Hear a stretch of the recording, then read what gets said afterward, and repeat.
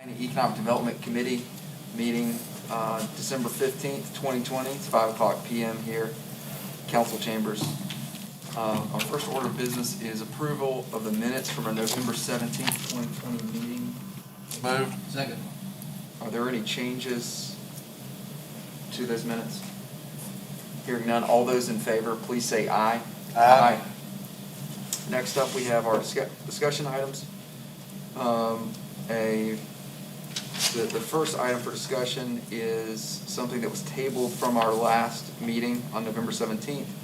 Mr. Chairman, if I could, just because that one's procedurally a little bit odd, we'll need a motion to recall that from the table, if y'all want to talk about it, and then a second, and then pass it. If you don't make the motion, then it would die, but because it's not an ordinance or something like that, you could always bring it back up whenever, but I just want to give you that kind of procedural posture. Thank you, Mr. Root. Do I hear a motion to recall the item back from the table? Hearing no motion, we'll continue to the next discussion item. Continued discussion regarding corridors along highways 130, 183, and 188, and regarding signs. Mr. Adam Chapman, our planning director. Thank you, sir. Good evening, gentlemen. At the last one of these meetings, you all gave us a draft of a sign code. What I provide to you, what we provide to you is the sign code as a standalone ordinance, but also there is another document at the very top that says operative language from the draft Lake Corridor sign code, and that really is the meat and potatoes of this ordinance. These 3 pages. It's 9 or 10 pages overall. If it was a standalone ordinance. However, the part that really is the operational portion of it is these 3 pages that starts with, jurisdiction and general provisions applicable to signs. So any changes that were made, roughly speaking, I unpacked what was given to us. We had all the business signs all together, and I kind of unpacked those so they were a little easier to understand. The individual business versus a group of businesses. And then Mr. Root went over it for the neutral language. So yeah, this is that sign code. Thank you, Mr. Chapman. Mr. Chairman, I'd like to make a motion to refer this to full council second meeting of January. Would that work, Ms. Brock? Yes, sir, it sure will. That's January the 18th.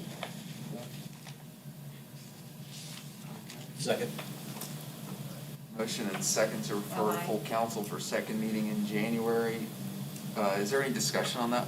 Yes, so I'd like to make sure that it's the operative language, the one that's included in the overall sign ordinance. I think, talk to Mr. Root about that.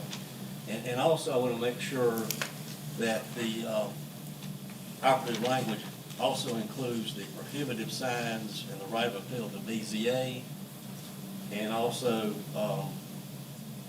included the prohibited signs too. I didn't see any of that in there, and maybe embedded in, I didn't see it.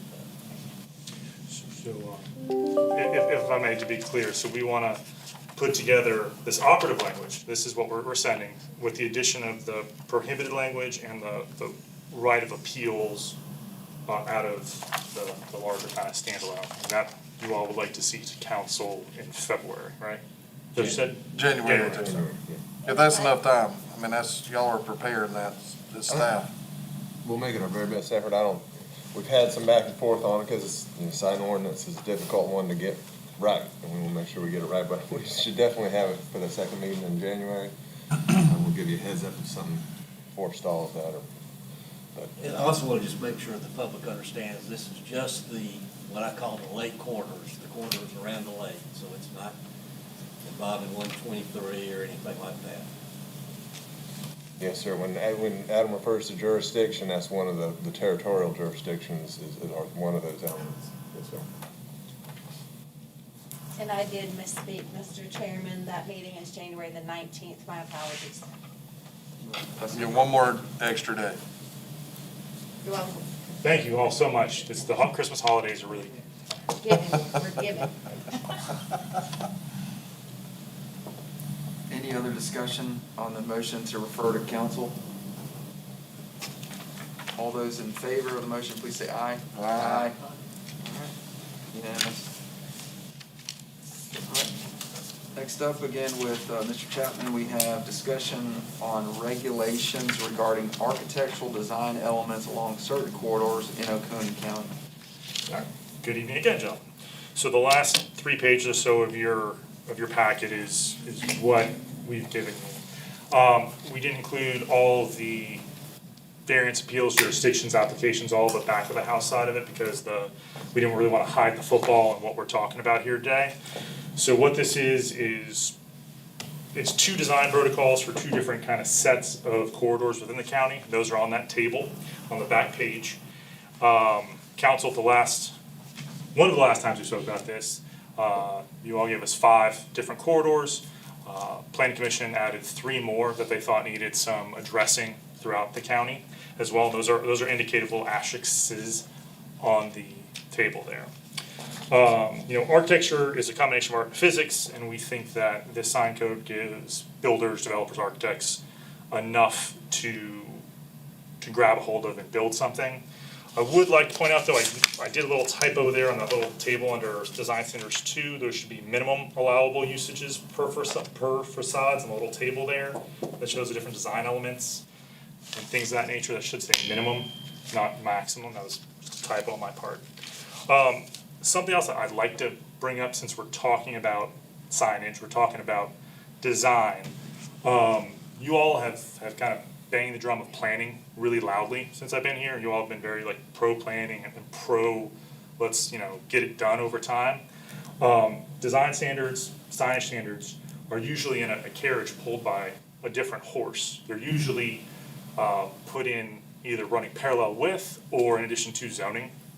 And especially since there's been some sort of a geographical template laid out by Mr. Elliott and you all regarding the lake corridors, I just definitely like to put it out there that zoning certain areas, very particular areas, such as those lake corridors or other areas, could be beneficial in really kind of planning out for the future, especially since we're looking at design, we're looking at traffic safety, we're looking at signs. We just think that it could be a beneficial thing in time.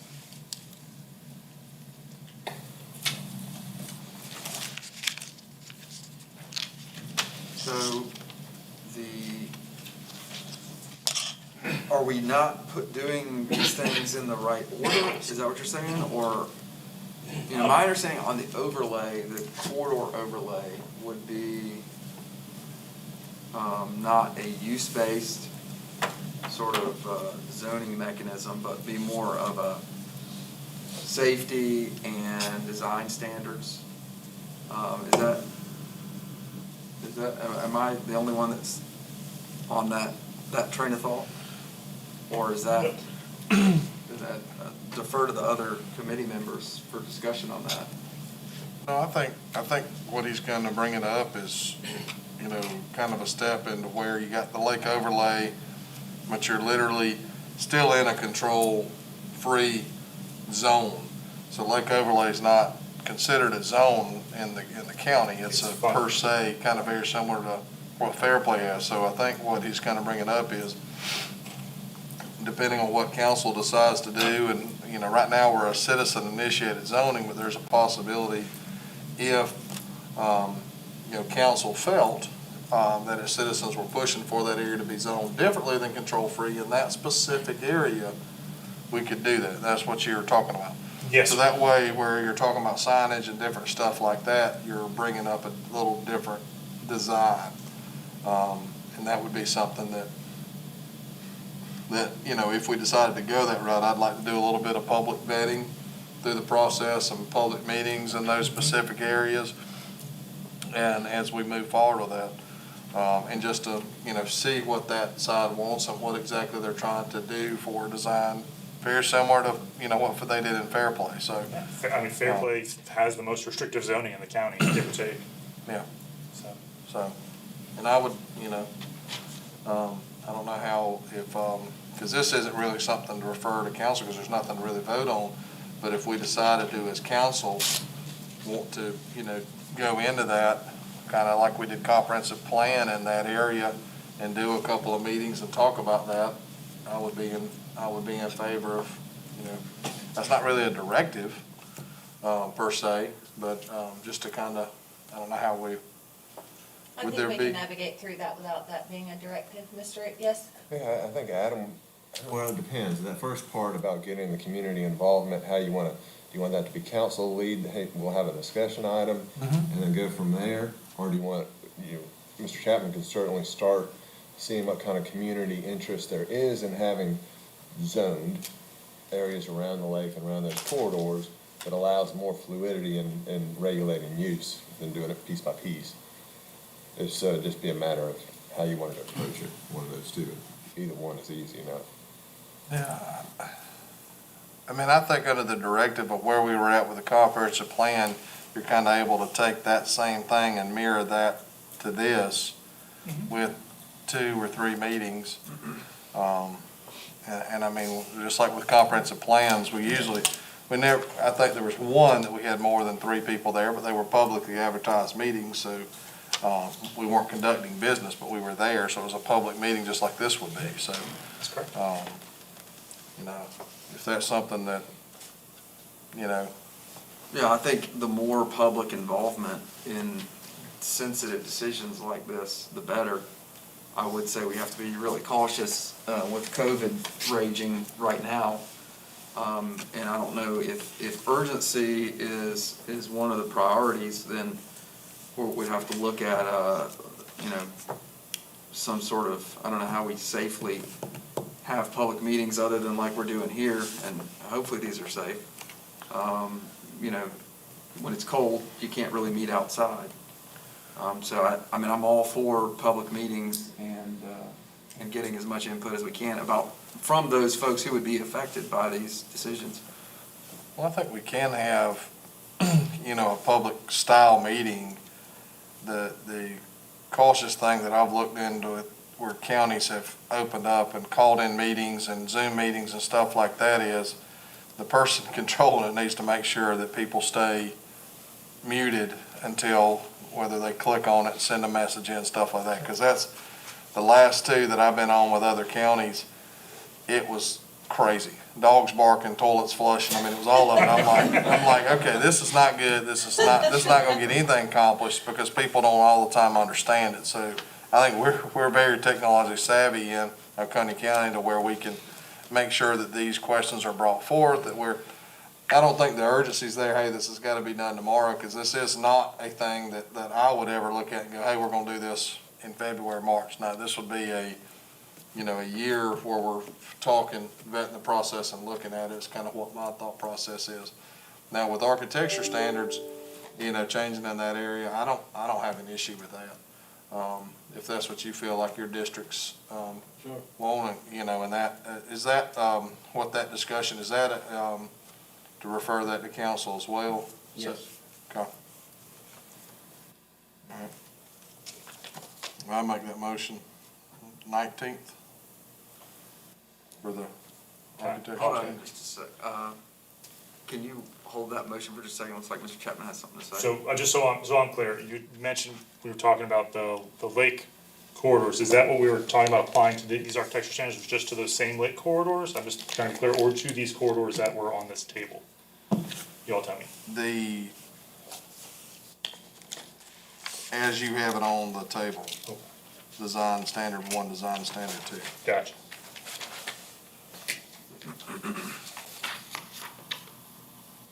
Second. All right, any discussion on the motion to refer to council these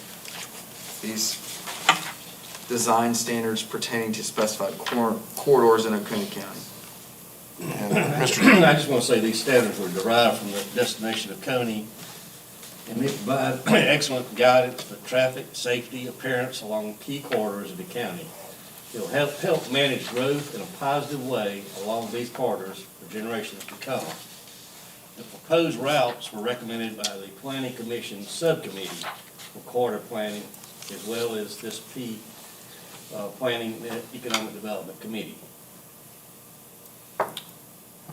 And this has also gone through, planning commission. I've been involved in and talked to several planning commission members on there, so this is something that they've worked and vetted together, on as well. Agreed and disagreed on and worked some things out as well, so. Mr. Chapman, the traffic and safety part of this, which to me is the most important part, it says applications for proposed projects within the boundaries of this ordinance shall provide written verification from the SCDOT indicating any and all traffic and safety implementation standards required of the proposed project. All infrastructure required by the SCDOT shall be implemented or constructed prior to a certificate of completion, permanent power, or certificate of occupancy being issued.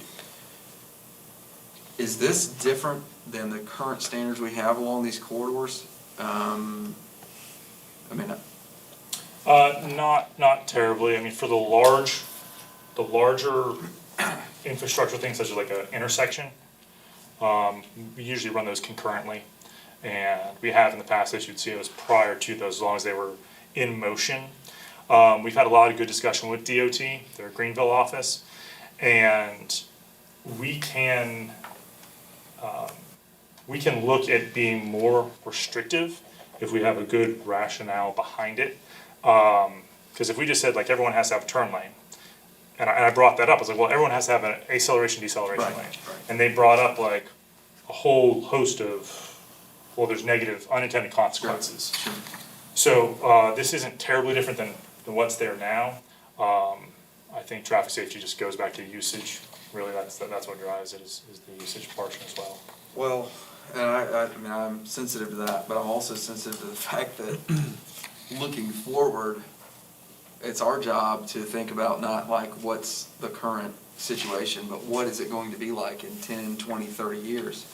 Because there are areas that are certainly going to grow on these corridors, and if they grow as expected, and there's development as expected, in the same manner in which projects were installed on current corridors in the past, and there's an awful lot of curb cuts in certain areas of these corridors that I feel like are, well, I know are dangerous.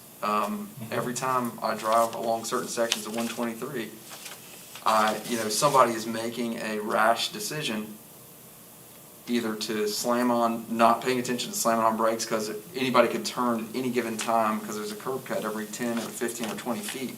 And also people trying to turn right out of there, trying to turn left out of there because the traffic is so heavy and there's no signals, there's no acceleration or deceleration lanes. They take a greater risk, and there's accidents that occur in these certain hot spots all the time. I mean, it's not just, we like to talk about other areas, Easley, Clemson, but we have our own problems here. Mm-hmm. And I know a lot of that are things that there's nothing we can do about it now. But my goal would be to prevent that from happening in the future. And unless the DOT standards have changed to where what is there now wouldn't be prevented today, or wouldn't be allowed today, I think we're relying on those DOT standards is not going to be beneficial for traffic flow in the future. And I don't know, I don't know if the standards have been more restricted with DOT. I'm with you. DOT they're a very large animal and they're not locally focused. I mean, at the end of the day, they're very good people and they're focused on, they're traffic engineers. Their job is to get traffic from here to here. They're not looking on this side, generally speaking, not all the time, but generally speaking. We can certainly look at what I'm trying to look at like Woodruff Road, for instance, in Greenville. And everyone knows that's a hot mess. Sure. We've tried to look and say, okay, what are you all trying to do? And try not to let our section of 123 become anything more closer to that as it's slowly marching that way. Mm-hmm. So we're still trying to reach out and see what are some other best management practices that kind of fit the bill of traffic and safety, but don't completely push anyone from being able to develop. So I'm trying to find a good mix. If we say everyone has to do shared curb cuts, we can look at surface roads or access roads, things of that nature. And we have passed on certain roadways. 123 in particular is a little difficult because it does that. But like 11 per se, that's a high-speed road, it's our deadliest road. We can certainly look at, on certain corridors, doing different kind of traffic safety things. Yeah. Mr. Chair, if I may. Yes. One of the things you kind of brought up is, DOT standards, and it is true, DOT has standards for everything, and they have what you can and can't do. And I've probably been to, 5 or 6 meetings with DOT, talking with them. And there was something that was mentioned in the last ribbon cutting for the road going through Pickens that I thought was really interesting. That, DOT's job is to look at the big picture. They don't sit here and study every community and know, hey, there's something happening in these specific areas. So one of the things that they said is, we rely on our public officials and our citizens to guide us what they see is the problem. And then we try to work with the local municipalities and the local delegation to figure out what we can do together. So while they may have hey, you can have a cut here, here, and here, if the local area says, hey, this is a really big hotspot, this one median right here, you can look at the 5 different black marks that have been made over the last month. If we go to DOT and talk about it, they'll do something about it. If we say nothing, or if we say we're fine with them doing whatever the minimum DOT standard is, then we're not doing our job to protect our citizens. And I think that's kind of what I gathered in that discussion where she said, y'all need to tell us what's going on locally. And then we'll try to work together with y'all to figure out how to make our communities safer together. And that's one of the reasons why that road, just got cut through for safety. So, very, very good points to bring up, but, I just want people to understand, just because there's SCDOT standards doesn't mean we locally need to just say, okay, we'll just let whatever that is be that. So if you all would, if you all would like for me to, I've done it before, is use Troop 3 of the Highway Patrol. I can use their data to create a hotspot map. Lisa Simmering from our JS office, so I can just give her that data, and she can create, accidents, fatalities, tickets, all that kind of information, and then we can start tailoring that ask, that look down, and you all, I can provide that for you all in the next, let's say, few weeks or so. we got a strategic planning coming up, 19th, We do. February. February 19th. So, Mr. Chapman, to that point, those hot spots, and thank you for doing that work, because it is very helpful to see where the biggest problems are of bad accidents, deadly accidents. It's valuable in seeing where our current problems are, but I think the most important part of that is, A, is there anything we can do about those areas now? And why are those areas that way, and what area is next going to become like those? And I know over near Walmart in Seneca on 123, that's a bad area, and several other places throughout the county that are just problem areas. What is there anything we can do now to try to stop accidents from occurring? And then looking forward, what can we do? And I mean, those are things that DOT, I mean, God bless them, they've got their work cut out for them in South Carolina, but in Oconee County, if we're not, setting the standard, they're not, the squeaky wheel's gonna get the grease, and we've gotta be the squeaky wheels to them. And I'm happy to come to meetings with them as well, and we've had, meetings with them here before. That's my only concern about this particular piece, is there's just not, anything beyond the minimum standards that DOT would require. So that's something that I'm personally very interested in seeing. Any other, yes? So into that regard, so all those traffic reports, if there's an accident, I don't know if you've had the unlucky event to see those traffic reports. Yes. They're very detailed, so what we can do is we can take all the accidents and they code them all, kinda like medical billing, and we can see what the cause is. Is it intoxication, is it unintentional, whatever it is, and they give actually 3 reasons, the first, second, and third factors. So we can break all that down, we'll start working on putting together a map and also little kind of traffic accident reports in Oconee County over the last 3 to 5 years. Great, thank you very much. Any other discussion on the motion to refer to council? All those in favor, please say aye. Aye. Mr. Ryan, Mr. Kane, could I address some issues? We don't actually have public comment during this time, I'm When you sorry. get your public comments? Sir, When you have your public comments? we don't have public comments during the committee meetings. Okay. But, you know, I'd be happy to talk with you in the break between this and council. Anything else from you, Mr. Chapman? No, sir. Thank you very much.